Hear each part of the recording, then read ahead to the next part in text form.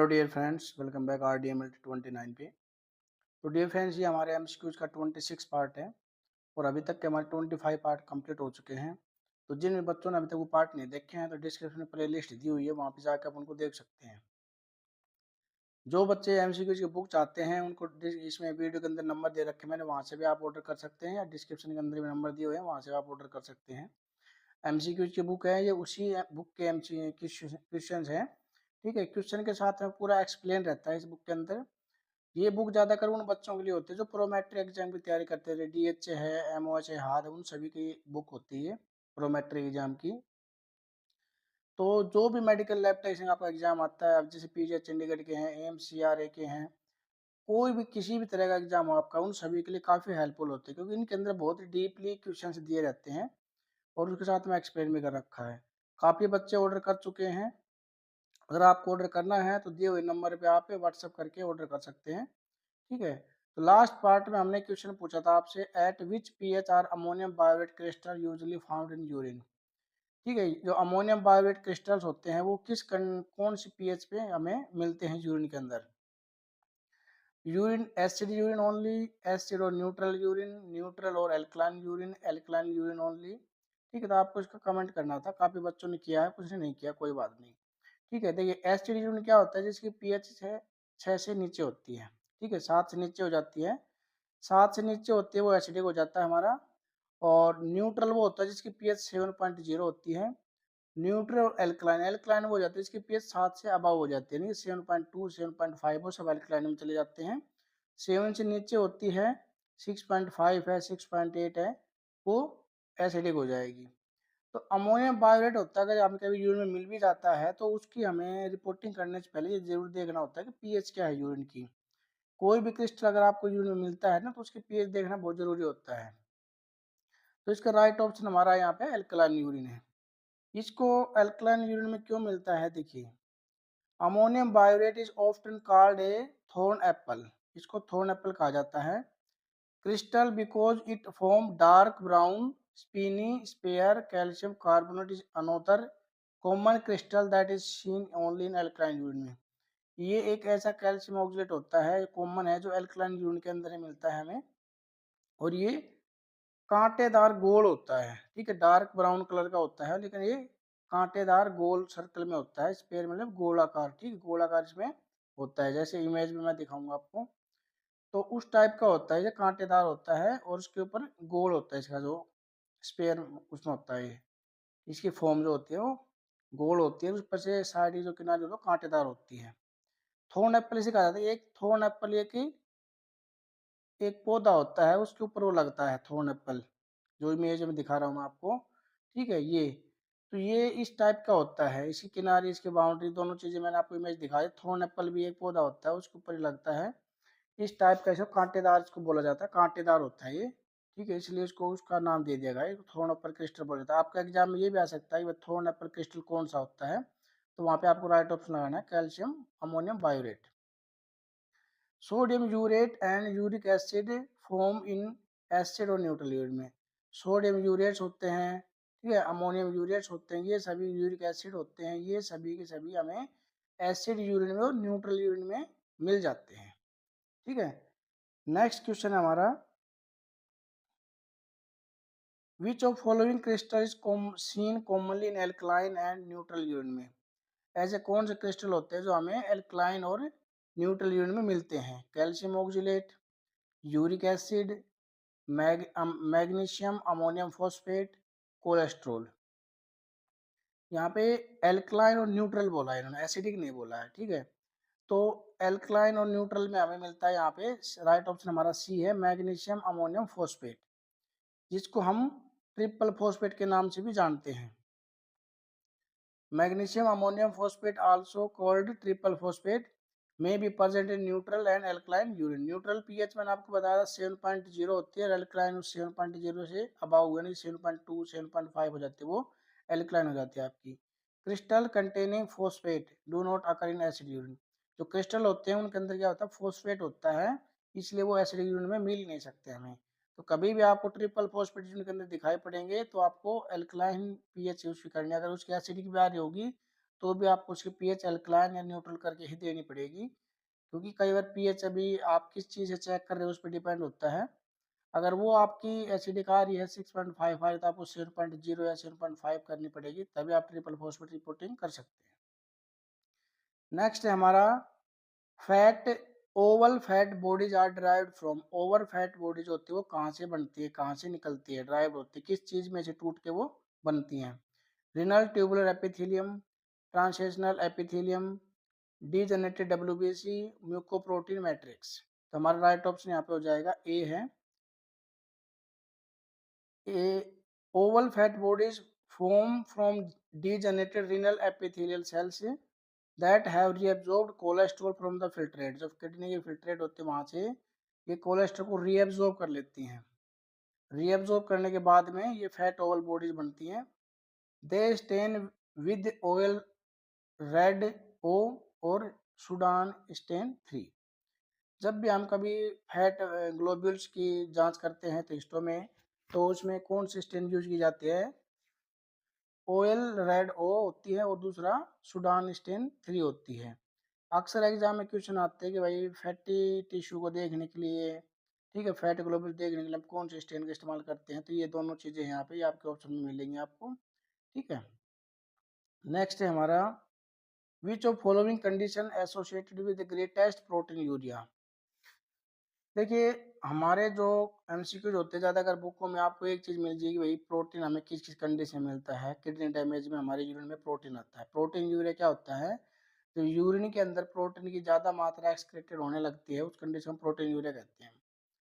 तो वो किस कंडीशन में मिलता है हमें? Acute glomerulonephritis, chronic glomerulonephritis, nephrotic syndrome, acute pyelonephritis. ये सभी की सभी किडनी डिजीज होती हैं। तो प्रोटीन हमारे यूरिन में कभी मिलेगा तो आपको किडनी डैमेज में मिलता है। लेकिन यहाँ पे चारों के चार ऑप्शन सही हैं इसके, लेकिन हमें उन ऑप्शनों में से सबसे ग्रेटेस्ट देखना है जो सबसे ज़्यादा कंडीशन में प्रोटीन यूरिया क्रिएट करता है। तो हमारा यहाँ पे राइट ऑप्शन हो जाएगा नेफ्रोटिक सिंड्रोम।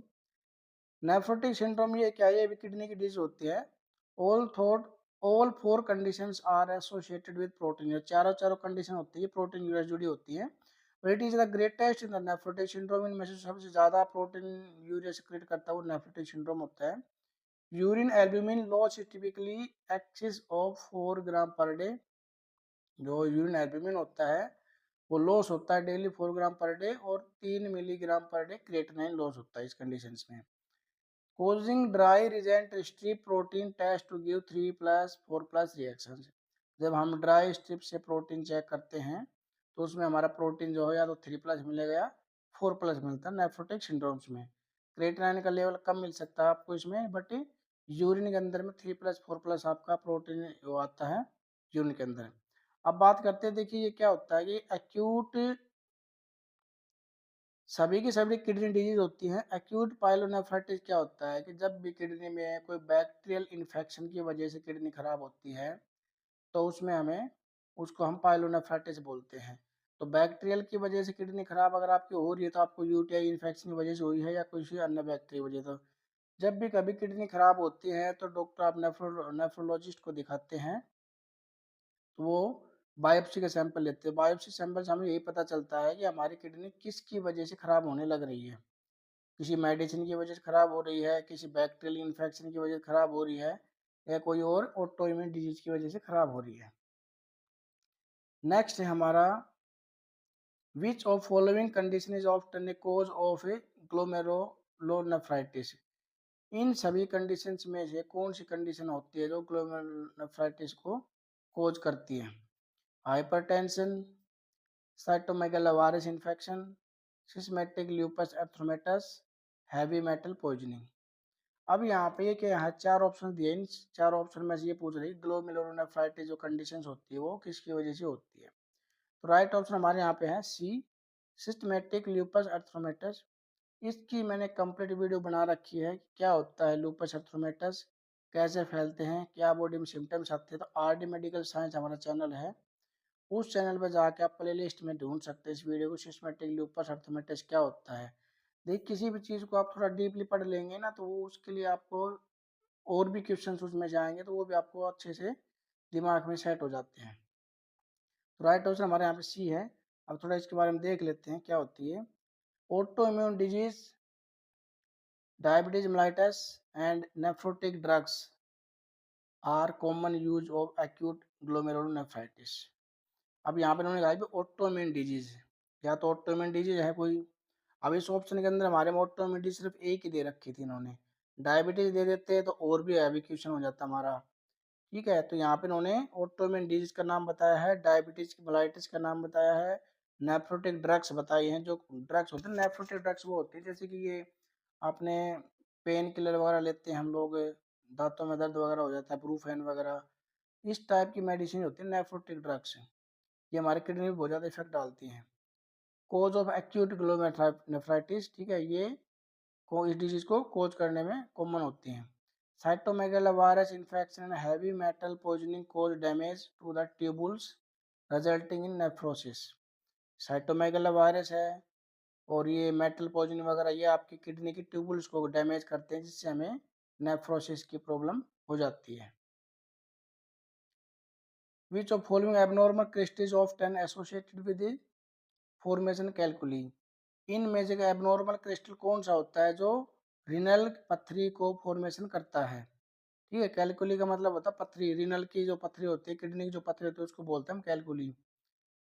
बाकी जो स्टोन होते हैं सभी का अलग मेडिकल टर्म अलग अलग नाम होते हैं। एक कॉमन जो स्टोन होता है, स्टोन को अब एक सिंपल भाषा में बोलते हैं, लेकिन अगर आपकी इसके यूरिनरी ब्लैडर के अंदर है, वो क्या नाम होते हैं, ये गोल ब्लैडर के अंदर पथरी होती है उसको अलग टर्म कंडीशन में बोला जाता है, किडनी के अंदर पथरी है तो उसको अलग बोला जाता है। ठीक है, तो यहाँ पे किडनी के अंदर जो पथरी बनती है उसकी फॉर्मेशन के बारे में बात कर रहे हैं हम। आगे इनमें से कौन से एबनॉर्मल क्रिस्टल है जो पथरी ज्यादा करता है? सिस्टीन, एम्पिसिलिन, टायरोसिन और ल्यूसिन। तो ये ऐसे यूरिन के क्रिस्टल्स हैं, इनकी मैंने इमेज के साथ वीडियो बना रखी है। Urine microscopy RD medical science channel पे आप जाकर देखेंगे, वहाँ पे मिल जाएगा आपको यूरिन माइक्रोस्कोपी कंप्लीट वीडियो। हाँ, आपको यूरिन एग्जामिनेशन के बारे में कंप्लीट वीडियो एक एक करके आप उनको देख सकते हैं। तो इसका राइट ऑप्शन हमारा क्या हो जाएगा? ए है।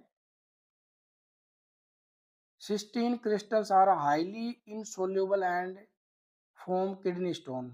ये इनसोल्यूबल होता है, जल्दी से घुलता नहीं है पानी के अंदर, इसलिए ये क्या करता है, किडनी स्टोन फॉर्मेशन करता है। Tyrosine crystals form fine dark sheaves और निडल एंड में result from liver disease tyrosinosis. जो टायरोसाइन क्रिस्टल होता है वो फाइन डार्क सेव होते हैं, निडल उनकी शेप टाइप की, निडल टाइप की शेप होती है उनकी, वो लीवर डिजीज कोज करते हैं जिसको हम बोलते हैं टायरोसाइनोसिस बोलते हैं। Leucine crystal seen chronic liver disease में, ल्यूसीन क्रिस्टल जो होते हैं क्रोनिक लीवर डिजीज में हमें मिलते हैं। एम्पीसिलिन रियरली होती है, एम्पीसिलिन दवाई होती है अगर वो बहुत ही ज़्यादा लंबे टाइम तक चलती है किसी पेशेंट की किसी बीमारी में और हैवी डोज चलती है, तब जाकर वो हमें यूरिन के अंदर दिखने लगते हैं उसके क्रिस्टल्स। तो ampicillin form long colourless prism, prism type के होती हैं, save in some patient being treated with high dose. इसमें कोई पेशेंट लंबे टाइम तक हाई डोज से ट्रीटमेंट चल रहा होता है तब हमें जाके मिलते हैं। तो राइट ऑप्शन हमारे यहाँ पे ए है, सिस्टीन। इनकी भी इमेज मैंने बना रखी है, आप उस पर यूरिन माइक्रोस्कोप एग्जामिनेशन देखे हैं ना जाके, तो वहाँ पे मिलेंगे आपको। ये एमसीक्यूज हमारा आपके लिए है, हर वीडियो हम एक क्वेश्चन पूछते हैं आप सभी के लिए। अच्छी प्रैक्टिस होती है आपकी, कॉन्फिडेंस मिलता है इन चीज़ों से। गलत कीजिए सही कीजिए कोई फर्क नहीं पड़ता, नेक्स्ट पार्ट में आप इसको राइट ऑप्शन आपको बता ही देते हैं। Which statement about renal calculi is true? Renal calculi पथरी के बारे में कौन सी स्टेटमेंट यहाँ पे सही है? Calcium oxalate and calcium phosphate account for about 3/4 of all stone. Uric acid stone can be seen by X-ray. Triple phosphate stone are found principally in the ureter and stone are usually comprised of single salts। Comment कीजिएगा और video को like और channel को subscribe कीजिएगा, अपने दोस्तों में share कीजिएगा इस वीडियो को अधिक से अधिक। और आप हमें फॉलो कर सकते हैं, फेसबुक पे हमारा पेज है आरडी मेडिकल साइंस के नाम से, फेसबुक ग्रुप है उसमें काफ़ी लोग जुड़े हुए हैं, व्हाट्सएप चैनल है उनके लिंक मैंने डिस्क्रिप्शन दिए हुए हैं। और बुक का जो ऑर्डर करने के लिए आपको नंबर है वो भी मैंने वीडियो में दे रखा है, वहाँ से आप बुक के लिए एमसीक्यूज को ऑर्डर कर सकते हैं। 3 से 4 दिन में बुक पहुँच जाती है आपके घर पे। और ये 15 अगस्त तक का हमारा ऑफर चला हुआ है। जो बच्चे 15 अगस्त तक हमें हमारी वीडियो हर वीडियो पे कमेंट करेगा, उसको ये पीडीएफ व्हाट्सएप पे नंबर पे मिल जाएगी। ठीक है। और 15 अगस्त तक हमारा ऑफर ये है कि जो बच्चे एमसीक्यूज की बुक का ऑर्डर करेंगे उनको उसके साथ में थ्योरी के कुछ नोट्स प्रोवाइड किए जाएंगे। ठीक है। तो गाइज अधिक से अधिक वीडियो को लाइक कीजिएगा और शेयर कीजिएगा अपने दोस्तों में। Thank you.